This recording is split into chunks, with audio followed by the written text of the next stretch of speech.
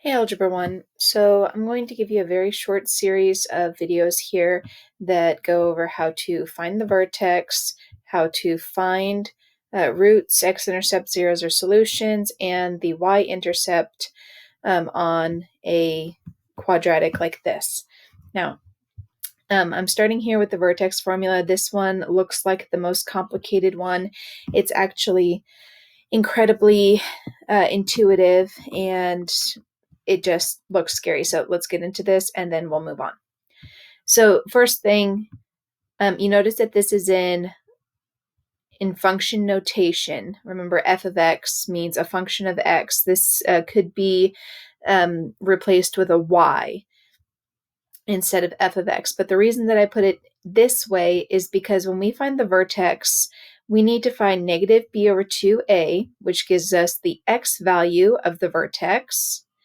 And then we find f of negative b over 2a, which means f of this number. And so if this number is, let's say, 3, if I plug it into the formula, then I should get out 0 for the y value. And so that's just what this notation here means. Remember that the vertex is the maximum or minimum on a parabola. It looks like this. Could be the very bottom or it could be the very top. Now, I say the very bottom because these here have arrows. Keep going up. There is no very top on an upward facing quadratic because it does go on to infinity in the upward direction, just like this one goes down to negative infinity in both directions. I thought that this was pertinent to include here. If you are going to see a question about the vertex, it might look like, and this is not exclusive, obviously, but it might look like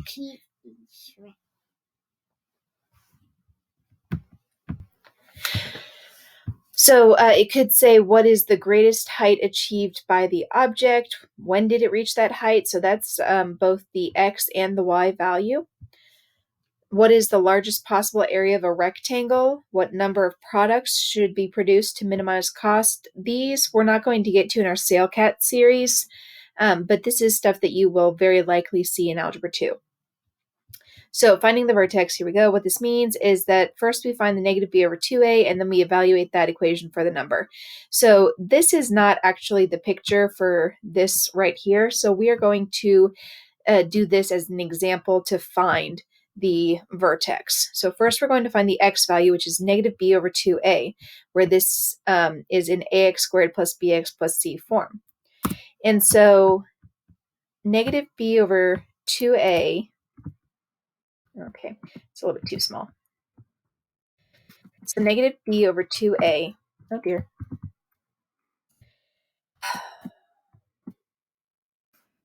Okay.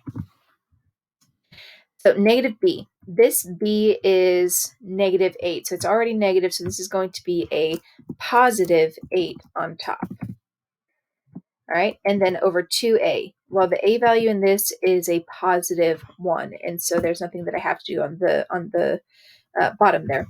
So 8 divided by 2 is 4.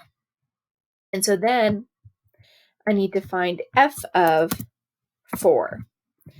And what that means is I take the 4 and I plug it back into this equation up here. And so that means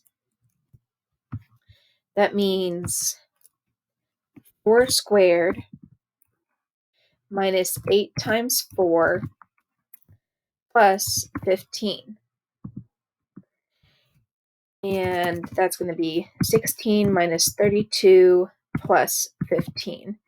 And I think, if I'm right, that should be negative 1, because 16 minus 32 is negative 16 plus 15 is negative 1. And so that means that the actual vertex is going to be the point 4, negative 1.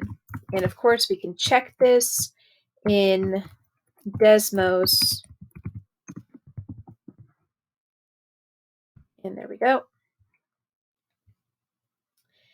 And it is valuable to do it mathematically because of standards reasons mostly.